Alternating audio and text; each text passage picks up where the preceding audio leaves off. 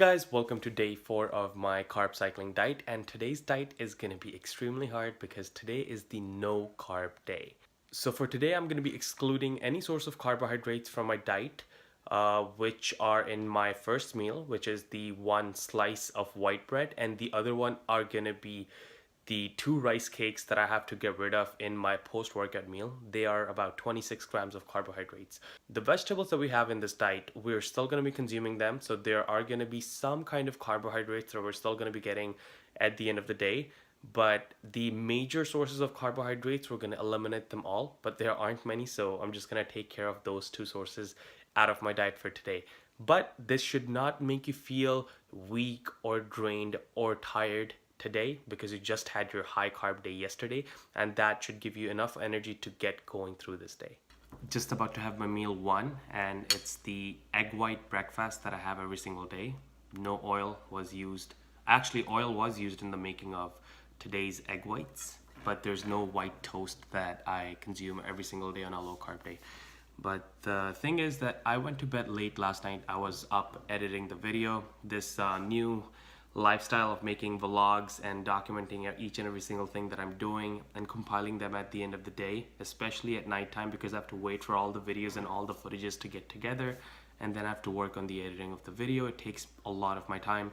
It has been consuming me a lot lately, so I might have to do something about next week, but I'm going to keep you guys updated. However, I also want to address you over one thing that you may be noticing over here. My diet plan actually says that I am supposed to be taking this breakfast with spinach.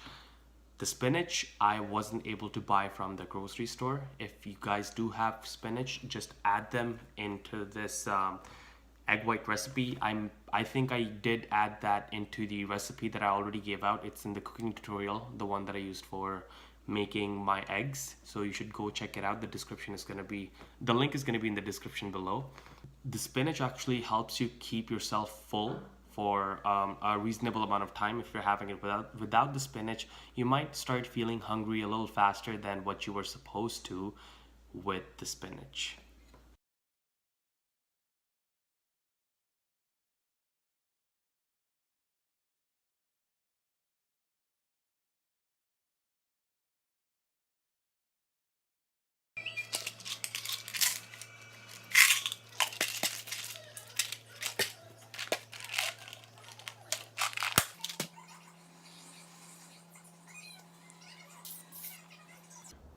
So it's a bright sunny day once again.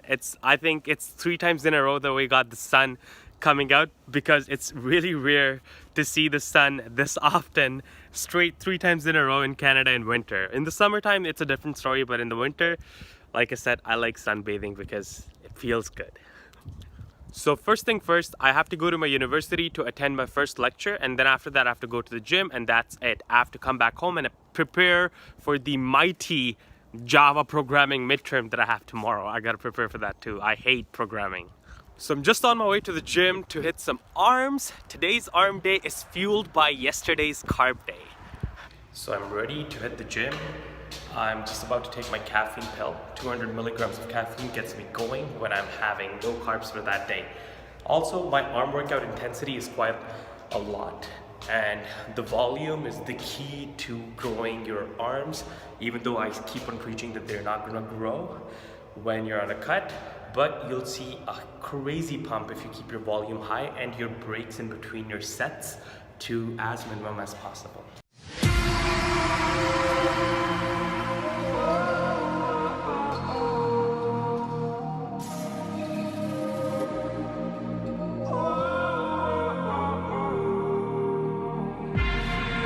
Can I break this hold from you? It would mean everything to me if I do.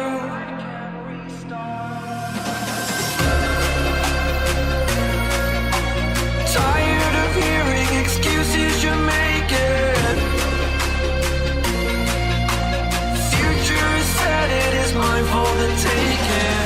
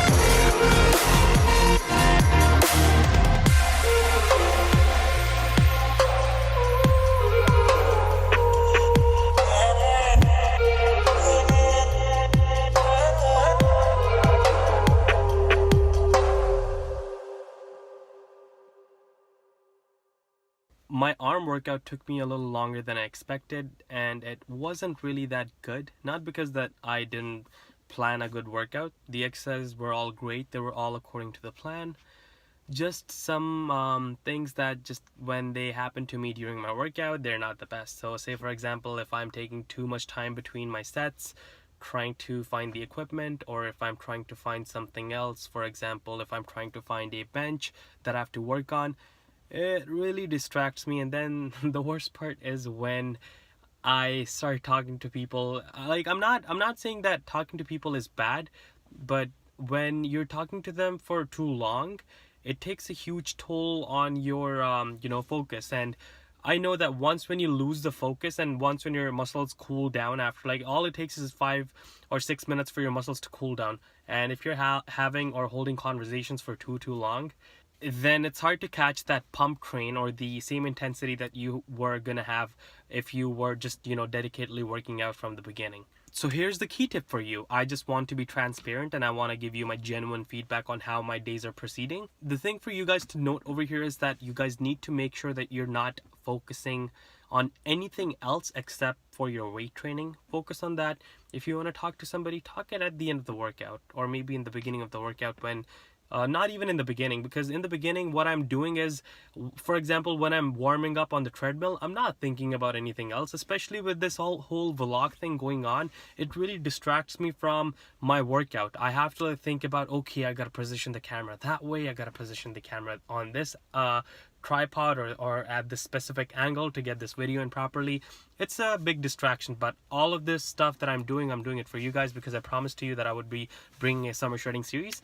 So at the end of the day, it's just more wise of you to hold any conversations that you might want to hold at the end of the workout, and do not lose your focus, since that makes a huge difference in the results that you're going to get after a couple of weeks. Once Arnold said that he can get more out of just doing one exercise for only 5 minutes than what the whole people at the gym might be doing for an hour without having any mind to the muscle connection, or without being focused with what they're doing.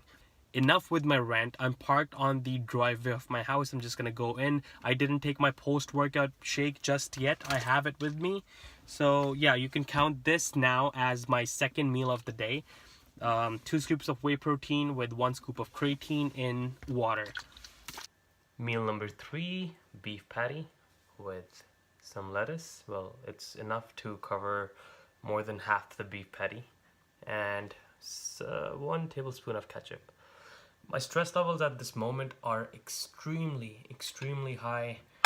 I have 2 assignments, 1 lab report that I just submitted a minute before the deadline was due, and then there's another assignment that's due in a couple of hours tonight, and I have to work on that. It's a long assignment, but all because of these videos that I'm making, it's consuming a lot of my time, especially at nighttime. I struggle to keep myself up.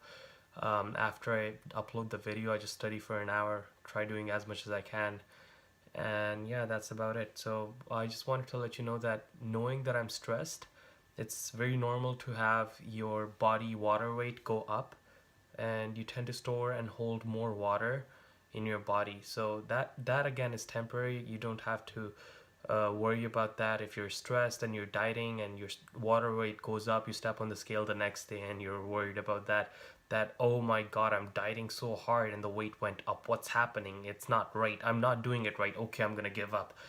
That is not gonna result in a good end result. So just stay consistent with it. Nothing's gonna go wrong. The water weight, it's there one day, next day it can go away. You can just piss it out in the next 3-4 hours when you get calm and when you have a better mood, for all you know. 7 p.m. and the meal number 5 that I'm going to be consuming is consisting of chicken. I don't know why I even tell this to you guys, because you already know what's in the plan, but still, for the sake of just making it easier and convenient for you guys to follow up this plan, this is chicken, 230 grams of chicken breast. This over here is a little bit of cucumbers. I was originally supposed to have celery. I do have celery in the fridge. Honestly, all these vegetables that I prescribe in the diet plans, they're pretty much all the same. You can replace them. You can replace celery with asparagus. You can replace asparagus with a little bit of cucumbers, or you can replace cucumbers with lettuce, no problem at all. With lettuce, the problem is that if you just hold a piece of lettuce like this, it takes a lot of space. But when you crunch it, you can crunch it to like, a piece this size, and it's really small. So that's exactly what happens in your stomach. It doesn't fill you up. You think that you're eating a lot of vegetables when you're consuming the leaves of lettuce.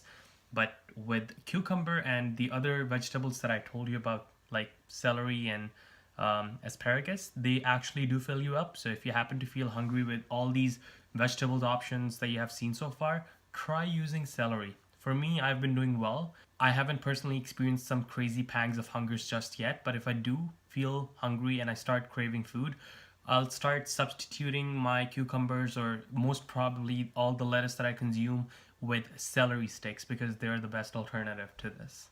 Oh, and I also forgot to tell you guys about the peanut butter. There's a tablespoon of peanut butter that I have to consume, and it's coming from this peanut butter right here.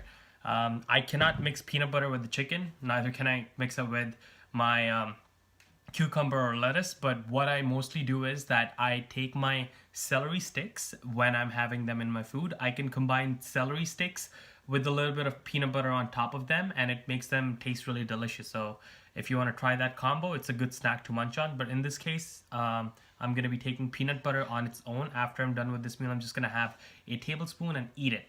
After looking all clean and squeaky coming out of the shower, I am here with my last meal, which is salmon with tomatoes. And look, we made it through the no carb day. Well, actually the no carb day got to me over here because I wasn't able to think properly.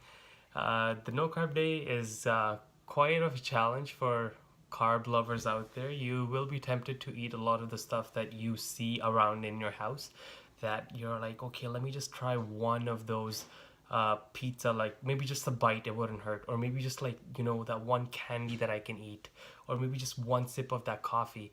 All of these thoughts are going to be polluting your mind quite often, more so often than you can ever think. But your determination and your motivation, if it's in the right place with you, you will get through this day, because this is, I think, the pinnacle point in the whole cycle, which is actually, trying to burn and put you in a deficit, and will test your waters to see how prepared you are to continue on this journey.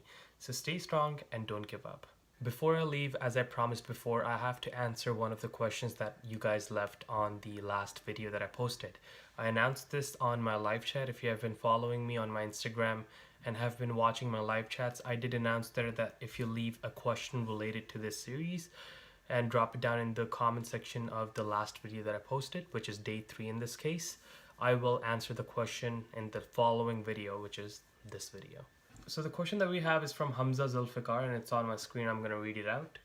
It says, "Hey Osama, amazing workout as usual. Just started following your YouTube series. I couldn't help but notice that you performed most of your heavy exercises while sitting. Do you think there's a major difference in performing them while standing?" While standing, you are gonna be tested differently and more rigorously on your core. Your core is the most effective and the most important stabilizing muscle while you're standing. It really will be heavily tested to see if you can press. So for example, if I'm talking about an overhead press, a shoulder overhead press would be easier to do while you're sitting, because you don't have to worry about tilting backwards or forwards, and neither do you have to worry about keeping yourself fixed at a certain spot because you're already mounted on a bench or a seat with some back support. That's the most easiest way of performing an overhead press. So I hope this answers your question, and this is gonna mark the end of my video. If you have any questions for the next video, don't forget to leave them down below. This is Osama Fit from the Titan Force, signing out.